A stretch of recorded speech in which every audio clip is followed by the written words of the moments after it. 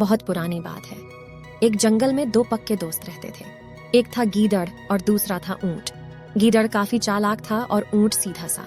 ये दोनों दोस्त घंटों नदी के पास बैठकर अपना सुख दुख बांटते थे। दिन गुजरते गए और उनकी दोस्ती गहरी होती गई। एक दिन किसी ने गीदड़ को बताया कि पास के खेत में पके हुए तरबूज हैं। यह सुनते ही गीदड़ का मन ललचा गया, लेकिन वो खेत नदी पार था। अब नदी को पार करके खेत तक पहुंचना उसके लिए मुश्किल था, इसलिए वो नदी पार करने की तरकीब सोचने लगा। सोचते सोचते वो ऊंट के पास चला गया। ऊंट ने दिन के समय गीदड़ को देखकर पूछा, मित्र, तुम यहाँ कैसे?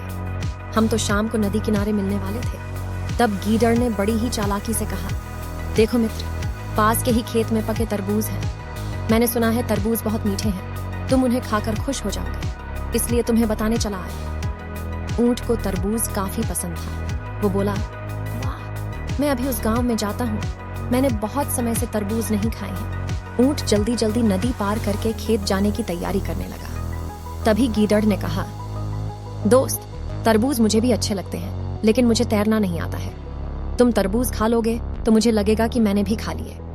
तभी ऊंट बोला, तुम चिंता मत करो, मैं तुम्हें अपनी पीठ पर बैठाकर नदी पार करवाऊंगा, फिर साथ में मिलकर तरबूज खाएंगे।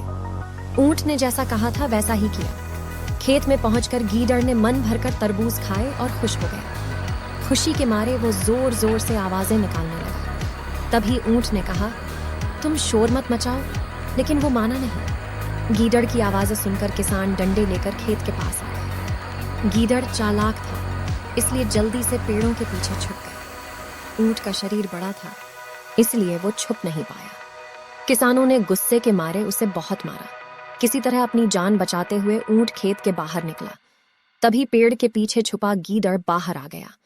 गीदड़ को देखकर ऊंट ने गुस्से में पूछा, तुम क्यों इस तरह चिल्ला रहे थे? गीदड़ ने कहा कि मुझे खाने के बाद चिल्लाने की आदत है, तभी मेरा खाना पचता है। इस जवाब को सुनकर ऊंट को और गुस्सा आ गया। फिर भी वो चुपचाप नदी की ओर बढ़ने लगा। नदी के पास पहुंचकर उसने अपनी पीठ पर गीदड़ को बैठा लिया। इधर ऊंट को मार पड़ने से मन ही मन गीदड़ खुश हो रहा था। उधर नदी के बीच में पहुंचकर ऊंट ने नदी में डुबकी लगानी शुरू कर दी। गीदड़ डर गया और बोलने लगा, यह क्या कर रहे हो? गुस्से में ऊंट ने कहा, मुझे कुछ खाने के बाद उसे हजम करने के लिए नदी में डुबकी मारनी पड़ती है। गीदड़ को समझ आ गया कि ऊंट उसके किए का बदला ले रहा है। बहुत मुश्किल से गीदड़ पानी से अपनी जान बचाकर नदी किनारे पहुंचा। उस दिन के बाद से गीदड़ ने कभी भी ऊंट को परेशान करने की हिम्मत नहीं की। ऊंट और गीदड़ की कहानी से यह सीख मिलती है कि चालाकी नहीं करनी चाहिए, अपनी करनी खुद पर भारी पड़ जाती है। जो जैसा करता है उसे वैसा ही भरना होता है।